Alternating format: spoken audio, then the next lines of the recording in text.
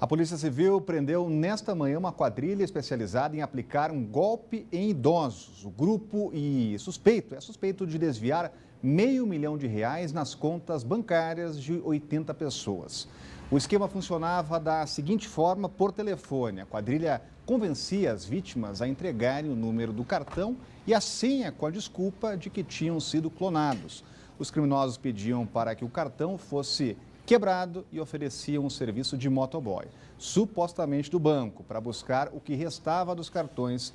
Com os cartões quebrados em mãos, eles tiravam o chip e conseguiam ter acesso às contas. Olha só, os mandados judiciais foram cumpridos no Riacho Fundo, Santa Maria, Águas Claras, Guará, Taguatinga e também no Gama.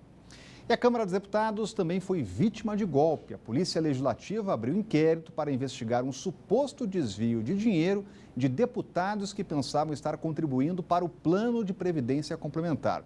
O servidor Leandro César Vicentim, então chefe de uma das seções do setor de Seguridade Parlamentar, criou uma empresa de fachada em nome de terceiros e enviava boletos falsos por e-mails para os deputados.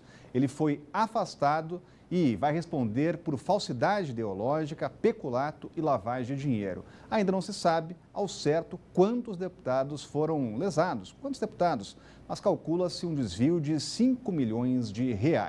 Ora, Cláudio Humberto, fraude até dentro do Congresso Nacional.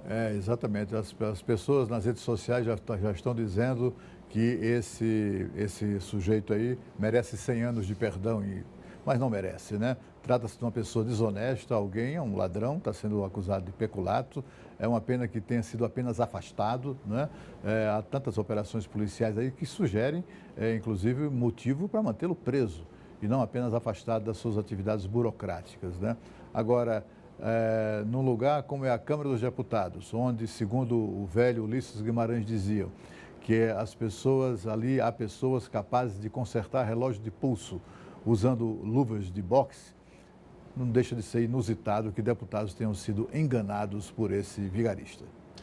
E a Câmara dos Deputados, ainda falando do Congresso, aprovou a regulamentação de aplicativos de transporte como Uber, Cabify, e o texto segue agora para a sanção do presidente Michel Temer. As informações chegam com Renata Dourado para falar do assunto. Fim de polêmica, Renata. Página virada, agora vai para o presidente, né? Exatamente, né? A polêmica foi grande, né, Rodrigo? Um dos pontos que realmente suscitou muitos debates era aquela exigência do uso da placa vermelha pelos motoristas desses aplicativos. Então, é uma placa concedida pelo poder público, que é uma exigência que existe com os taxistas. Mas essa exigência ela foi barrada. Então, os motoristas desses aplicativos não vão ter que usar essas placas vermelhas. No entanto, esse sistema, todo esse transporte, ele vai ser regulamentado e também fiscalizado pelos estados, né? E também aqui pelo Distrito Federal. Então, o poder público, de uma certa forma, ele vai ter essa responsabilidade de regulamentar e também de fiscalizar. Além disso, os motoristas também vão ter que apresentar um cadastro de nada consta, exatamente para saber se não tem nenhum antecedente criminal, uma forma de você monitorar também.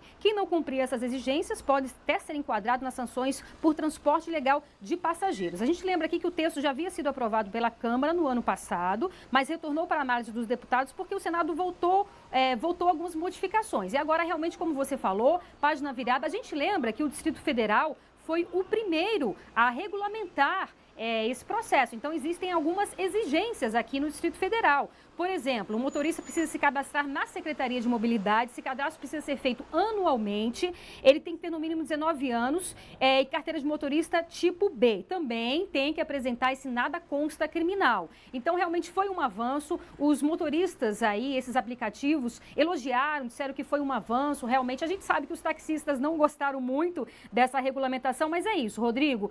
O fato é que essa página, de fato, foi virada lá no Congresso Nacional e agora vai caber ao presidente Michel Temer definir para finalizar logo esse tema que é ainda tão polêmico e certamente vai render ainda algumas polêmicas. Rodrigo. Obrigado, Renata. Agora, Cláudio Humberto, tiraram essas polêmicas que a Renata falou, da placa vermelha, outras questões, mas a regulamentação fica com as prefeituras. Exatamente. Olha, a Renata explicou muito bem o que a Câmara dos Deputados decidiu ontem. Agora o projeto vai para a sanção presidencial. O presidente Michel Temer, a quem aposte que ele vai vetar, por exemplo, o dispositivo que foi reintroduzido pela Câmara, tinha sido derrubado no Senado, que proíbe municípios e o Distrito Federal de regulamentar o transporte por aplicativos, pelo simples fato de que a Constituição da República prevê que somente a União tem competência tem a prerrogativa de legislar sobre esse assunto. Então, é muito provável que o presidente vete esse artigo. A gente poderia resumir o que aconteceu ontem na Câmara com a seguinte afirmação. O que a Câmara decidiu ontem, minha gente, é que nenhum município brasileiro pode vetar, proibir aplicativos como Uber, Cabify e outros do gênero. O Uber e outros aplicativos estão definitivamente oficializados no Brasil, aceitos no Brasil. Por enquanto, quer dizer, prevalecendo a decisão da Câmara, os municípios é que vão regulamentar isso, e também o Distrito Federal. Mas é muito provável também que essa regulamentação venha a ser feita no âmbito do Congresso, em razão dessa incompatibilidade aí com a Constituição. E a gente continua acompanhando. E olha, em quase todas as regiões administrativas há pelo menos um centro espírita ou uma casa de umbanda. Duas crenças que têm mais em comum do que a gente imagina. A doutrina espírita, fundada por Allan Kardec no século XIX, serve de inspiração também para a religião de raízes africanas.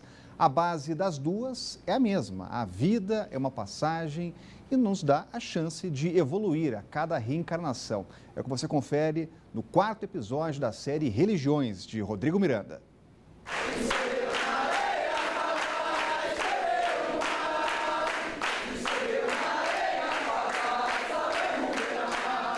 A palavra Umbanda pertence a um vocabulário de Angola e quer dizer arte de curar.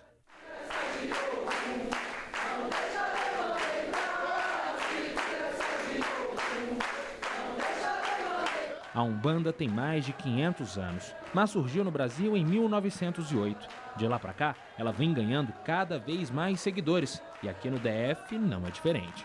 A Umbanda no Distrito Federal, pelo que nós temos conhecimento, tem crescido bastante. Embora o número de casas não tenha aumentado muito. O crescido que eu me referi, é ao número de adeptos. Pessoas que passaram a frequentar os centros de Umbanda. No centro de Umbanda, Casa do Vovô, na L2 Norte, logo na entrada, fotos contam um pouco da história do local. Um altar bem decorado fica ao centro. Estrelas de Davi também fazem parte do cenário. Durante a conversa, o Alfredo lamenta o preconceito que cerca a religião. Ele conta que algumas pessoas, ao ouvir os nomes de entidades, como Zé Pilintra, ou de orixás, como Exu e Xangô, já começam a julgar. Nós tivemos aí os exemplos lá dos orixás lá da prainha, que foram depredados, né, por algumas pessoas, não se sabe exatamente quem, pelo menos eu não tenho notícia disso, e que mostram claramente que o preconceito ainda existe. Embora nós tenhamos percebido nos últimos anos que houve uma redução, houve um entendimento um pouco melhor do trabalho que é feito dentro da Umbanda. Nós temos pessoas que trabalham para o mal em qualquer religião. Grande parte do preconceito sofrido pelas religiões vem do desconhecimento. Por exemplo, os umbandistas afirmam que existem semelhanças entre o que eles acreditam e a Igreja Católica. A explicação estaria aqui, nos orixás, que possuem características parecidas com os santos. Na Umbanda, Santa Bárbara é representada por Iansã e São Jorge é chamado de Ogum. Isso evoluiu durante muitos anos. A Umbanda tem mais de 500 anos de idade. No Brasil, data de 1908. E de lá para cá, observou-se muitas semelhanças entre os orixás da Umbanda, em especial da Umbanda Branca, com algumas entidades ou santos da Igreja Católica. Então você tem, por exemplo, como já falamos, o São Jorge, que tem a representação, ou é sincretizado com Ogum. Então, os dois têm as mesmas características. Então, essa empatia, digamos assim, entre as características dessas entidades é que gerou, então, essa relação. E todos os orixás da Umbanda são sincronizados com algum elemento da Igreja Católica. O Alfredo acredita que se o conhecimento sobre essas religiões for ampliado, a Umbanda, por exemplo, vai passar a ser mais aceita pelas pessoas nos próximos anos. Já existem muitos livros escritos sobre isso. Existem muitos filmes que já falam dessa relação e dessa prática que existe atualmente nas religiões. E as próprias religiões evoluíram também. A própria Igreja Católica, como nós temos visto aí com a visita do Papa em diversos países, demonstra a evolução também na Igreja Católica. Saindo do centro de Umbanda, chegamos a esse prédio azul, na L2 Sul. Aqui funciona uma das maiores comunhões espíritas do mundo. A Comunhão Espírita de Brasília é um dos maiores centros espíritas do planeta Terra. Nós aqui, somente de médiuns trabalhadores da casa, nós temos mais de 2.000 médiuns. De alunos que atendemos gratuitamente em diversas turmas diárias, nós temos mais de 3.000 alunos.